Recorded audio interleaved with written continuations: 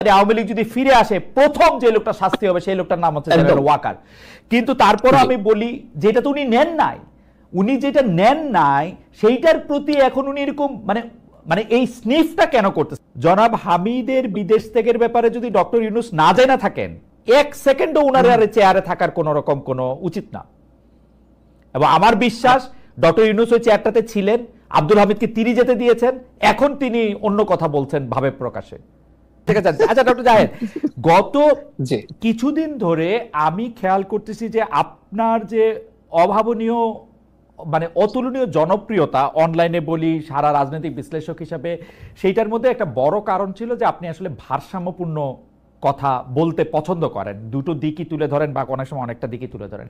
কিন্তু মাত্রই ডিসেম্বরে ইলেকশন নাকি বড় জোর সরকার প্রধানের কথা মতো জুনে ইলেকশন, এই মাত্রই এই কটুক জায়গা নিয়ে আপনি যেভাবে সরকারের দিকে বারবার আঙ্গুল তুলছেন, সরকারের মধ্যে ষড়যন্ত্র দেখছেন, এটা একটু একপেশে হচ্ছে কিনা? মানে সরকারকে আপনি বেশি যে দায়ী করছেন এটা একটু মানে মানে আপনি বুঝতে পারছেন এটা একটু টানেল ভিশনের কাজ হচ্ছে কিনা?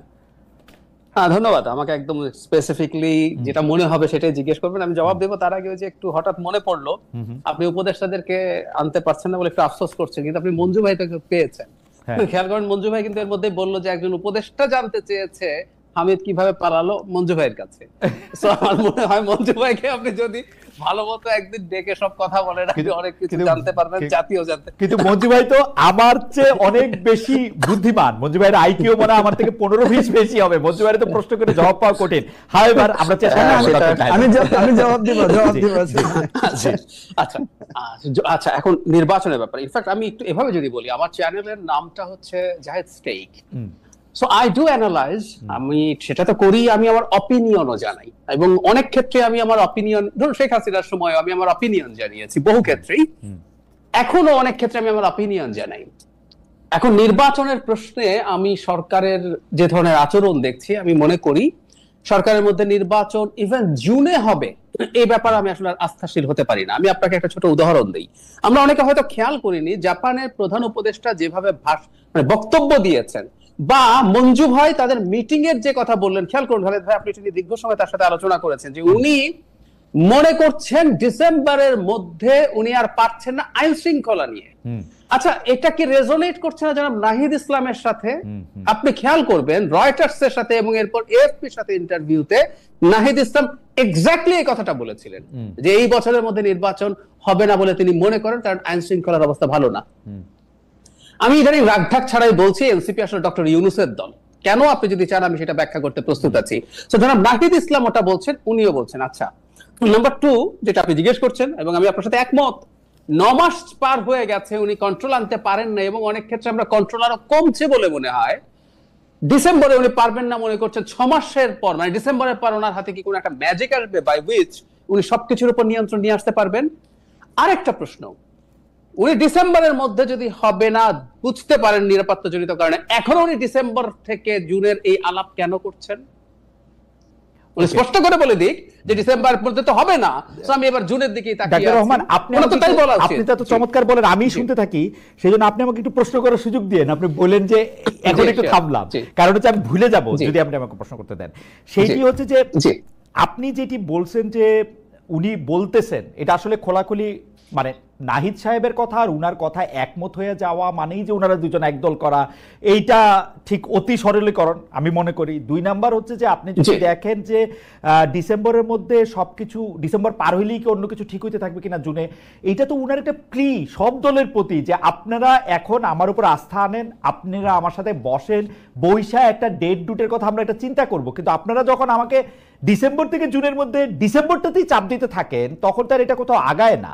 আইন শৃঙ্খলা বলেন আর যাই বলেন, এইরকম একটা সরকারের পক্ষে তো সকলের সহযোগিতা ছাড়া, বিশেষ করে বড় রাজনৈতিক দল বিএনপি সহযোগিতা ছাড়া এটা তো সম্ভব না। এবং বিএনপি তো দিনে দিনে এটা দুর্বিষহ করে ফেলছে। আমি আর কথা মাঝখানে বলবো না, আমি একটু দুই তিনটা পয়েন্ট আপনাকে বলি। দেখেন, বিএনপি আওয়ামী লীগ পতনের পরে 9 মাসও তারেক রহমান সাহেব দেশে ফিরে নাই। আইন আদালতের কথা বলা হইতেছে, বেগম জিয়ার মামলা পরের দিন উঠছে ডক্টর ইউনূস সাহেবের সাথেই, তারেক রহমান সাহেবের সব মামলাও ইন অ্যাবসেন্সে উঠে গেছে।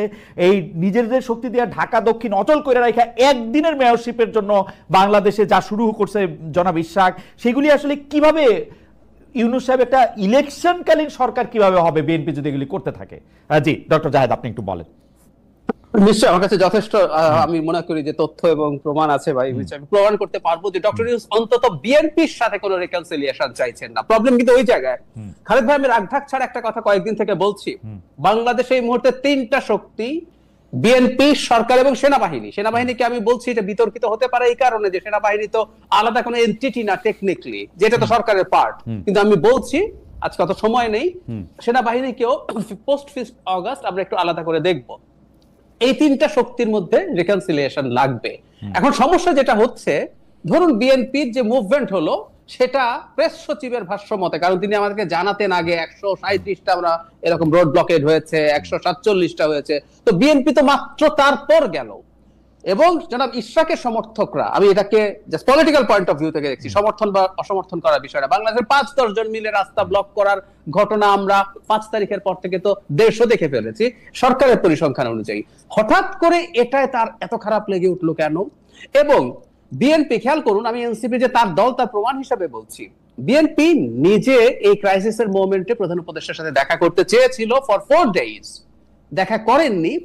রাদার তিনি জনাব নাহিদ ইসলামকে ডেকে তার এই পদত্যাগ নিয়ে তার মন খারাপ, তিনি সেই তথ্য জানান। নাহিদ ইসলাম এসে প্রথমে একটা বিদেশি বিবিসি বাংলাকে প্রাথমিকভাবে অন রেকর্ড উনি বলেন যে ডক্টর ইউনূস এটা বলেছেন। তাহলে খেয়াল করি, বিএনপি কে তিনি যদি আস্থায় নিতে চাইতেন, ওনাকে বিএনপির সাথে ফাইট করলে হবে না, ওনাকে আস্থায় নিতে হবে। তারপর বিএনপি গেল, বিএনপি যাওয়ার পর উনি জনাব আসিফ মাহমুদ সজীব ভুঁইয়াকে সেই মিটিং এ রাখলেন যার পদত্যাগ চাইছে বিএনপি। এবং আপনি খোঁজ নিলেই দেখবেন, বা আপনি জানেন আমি নিশ্চিত, জনাব আসিফ মাহমুদ সজীব ভুঁইয়া অন্য কোন দলের সাথে মিটিং এ ছিলেন না। এবং এই মিটিং গুলোতে সাধারণত সিনিয়র, বয়সে সিনিয়রের কথা বলছি, উপদেষ্টারা থাকেন। সো আপনি বিএনপি কে ক্লিয়ার বার্তা দিচ্ছেন। এরপর জনাব তারেক রহমান তার যে লাস্ট বক্তব্য, তাতে তার কিছু ধৈর্যচ্যুতি ঘটেছে বলে আমাদের মনে হতেই পারে। উনি যে ইউজুয়াল যাদের ঢং তার বাইরে গিয়ে কথা বলেছেন। তারপর তিনি জাপানে দাঁড়িয়ে যে কথা বলেছেন, আমরা এটাকে ভদ্রভাবে অসত্য বলতে পারি, অথবা ডিসইনফরমেশন স্প্রেড করছেন বলতে পারি। খালেদ ভাই, বরং আমরা এভাবে বলতে পারি, ডিসেম্বরে নির্বাচন হতে পারবে না এই আলাপ করছে এনসিপি, আর কেউ না, নট আ সিঙ্গেল পার্টি প্রকাশ্যে। অথচ উনি বললেন একটা দল চায় না, হয়তো ইম্পারেটিভ করে ফেলেনি, কিন্তু আমরা প্রচুর নিউজ দেখি বিএনপির সাথে থাকা জোট, বাম জোট যারা আছে, মঞ্জু ভাই নিজে তার দলের অবস্থানের কথা বললেন, তো উনি তো আসলে বিএনপির সাথে একটা ফাইটে নেমে গেছেন, আমরা দেখতে পাচ্ছি। আর আমি এটাও বলতে চাই, যদি বিএনপির দিক থেকে কোনো ধরনের কোনো সমস্যা হয় বা আর কারোর দিক থেকে, সরকারকে এই ক্ষেত্রে পদক্ষেপ নিতে হবে, তাকে অভিভাবকের মতো তার সাথে বসতে হবে এবং তাকে কনফিডেন্সে নিতে হবে। আমি তো একদম বাইরে থেকে, আমি ভেতরে কিছু না জেনেই বলছি, বাইরে থেকেই তো দেখছি এখানে ফাইট হচ্ছে। এবং তিনি এমন একটা দলকে প্রিভিলেজ দিচ্ছেন, জনাব নাহিদ ইসলামকে ডেকে বললেন, আমি আপনাকে আর একটা প্রশ্নও করি, আপনাকেও একটা প্রশ্ন মাঝে মাঝে করা দরকার। প্রথম দিন যখন বিএনপি জামায়াতে ইসলামী বসলো, উনি যখন ডাকলেন, বিএনপি বা জামায়াতে ইসলামী নিবন্ধিত না হলেও বাংলাদেশে আওয়ামী লীগের অ্যাবসেন্সে সংখ্যার দিক থেকে সেকেন্ড হাইয়েস্ট বা লার্জেস্ট দল, ওই দিন এনসিপি আলাদা ডাক পেয়েছে কেন? পরের দিন দুটো গ্রুপে বাকি দলগুলোকে, মঞ্জু ভাইয়ের দলও একটা গ্রুপে ছিলেন, মঞ্জু ভাই কেউ আমি জিজ্ঞেস করি, তার দল মাঠে থেকে যা যা করেছে ওভার দ্য ইয়ার্স, ওনার দল কি এনসিপি চাইতে অন্য কিছু যে ওনাকে আলাদা ডাকা হয় নাই, কিন্তু এনসিপি কে ডাকা হয়েছে আবার আলাদা করে। আমি এরকম প্রচুর তথ্য দেখাতে পারবো যখন একজন অভিভাবক। খালেদ ভাই, আমি আরেকটা কথা একটু যোগ করি। একটা পরিবারের, আমি এভাবে বলছি একটু, সেটা হলো একটা পরিবারের, আমি জানি না বাবারা তাদের সব সন্তানকে ইকুয়ালি ভালোবাসেন কিনা, সেটা ভিন্ন আলোচনা, কিন্তু কোন বাবা যদি তার কোন সন্তানকে বায়াস দেখান, যদি মনে হয় যে এই সন্তানের প্রতি তার কোন ধরনের এক্সট্রা বায়াস আছে, মনোযোগ আছে, স্নেহ আছে, ওটা ওই সংসারে ঝামেলা তৈরি করে। ডক্টর ইউনূস স্পষ্টত এটা করছেন এবং অত্যন্ত টার্ময়েলের টাইমে, বাংলাদেশের এখন কিন্তু একটা সাধারণ টাইম না, একটা টার্ময়েলের টাইমের মধ্যে উনি এই কাজগুলো করছেন। ওকে ডক্টর জাহেদ, আমি আপনার দৃষ্টি আকর্ষণ করছি, প্রথমে হইলো আপনি বলতেছেন যে বিএনপি সরকার এবং আর্মির মধ্যে তার একটা মানে একটা সমঝোতা হওয়া উচিত, আমি যদি ঠিক বুঝে থাকি, বা একটা একই লাইনে কথা বলতে পারা উচিত। এখন বিএনপি আর আর্মিতে একই লাইনে অলরেডি কথা বলতেছি, তাহলে এখন বিএনপি এবং আর্মি মিলে কি সম্মিলিতভাবে চাপ দিতেছে সরকারও যাতে এটা কথা বলে?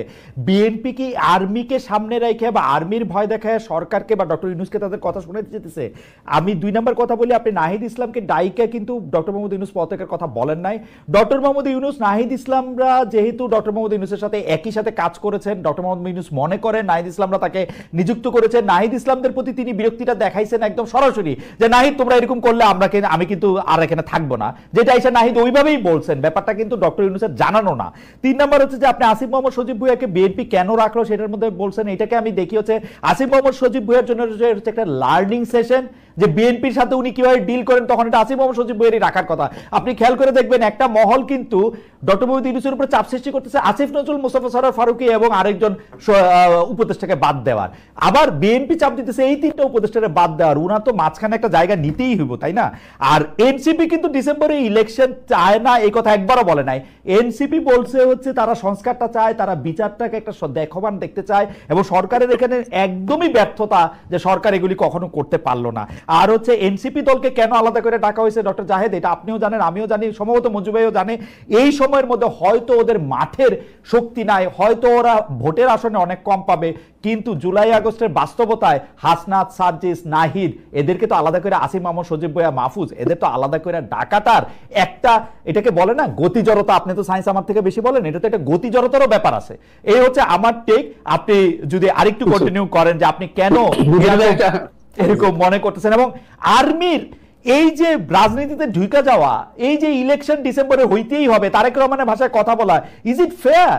আর্মি তো ব্যারাকে থাকা উচিত, ওরা এগুলি বলে কেন? জি ডক্টর জাহেদ, আপনার কাছে ভাই আপনি নিশ্চয়ই আপনি দীর্ঘদিন লয়ের রিপোর্টিং করেছেন, এবং আপনার সাথে আমরা এই শোতে দেখেছি আইনের ব্যাপারে আপনার খুবই গভীর জানাশোনা আছে। আমি কোর্টের ক্ষেত্রে অনেক সময় এটা হয় যে অনেক সময় দিনের শেষে কোর্ট ইভেন সংবিধানকে লঙ্ঘন করার মতো রায় দেয়, ডক্ট্রিন অফ নেসেসিটি দেখায়। যেমন আমি 13th অ্যামেন্ডমেন্টের যে সংক্ষিপ্ত রায় ছিল সেখানে ডেলিবারেটলি লিখেছে যে এটা অসাংবিধানিক, কিন্তু পরবর্তী 2টা, ওনারা ওই সংখ্যাটা ভুলে গেলাম, 9ম বা 10ম এরকম কিছু বলেছিলেন, বা 10ম একাদশ, পরবর্তী 2টি সংশোধনী, ত্রয়োদশ সংশোধনীর অধীনেই হতে পারে। তারপরে যে কথাটা বলেছিলেন দ্যাট ওয়াজ ভেরি ইম্পর্টেন্ট, তারা বলেছিলেন যে জনগণের এবং রাষ্ট্রের নিরাপত্তাই সর্বোচ্চ আইন। তার মানে আমি যে কথাটা বলতে চাইছি, কোন একটা টার্বুলেন্ট টাইমে, কোন একটা প্রবলেম্যাটিক পিরিয়ডে আমাদের সবকিছু যে নিয়ম মতো চলবে, নট নেসেসারিলি। সেনাবাহিনী 5th অগাস্টের সময় থেকে বা পরে যা করেছে, আমি নিজেও এটাকে পয়েন্টটা ধরেছি, আমি ওভাবে ক্রিটিক করিনি। রয়টার্সের সাথে প্রথম যখন সেনাপ্রধান বক্তব্য দিয়েছিলেন, তিনি বলেছিলেন 18 মাসের মধ্যে সরকারকে নির্বাচন করার জন্য তারা সাহায্য করছেন। আমি তখন সেদিনই, এটা হলো প্রথম বাংলাদেশের ইন্টারভিউ যেখানে নির্বাচনের একটা টাইম লাইন গুরুত্ব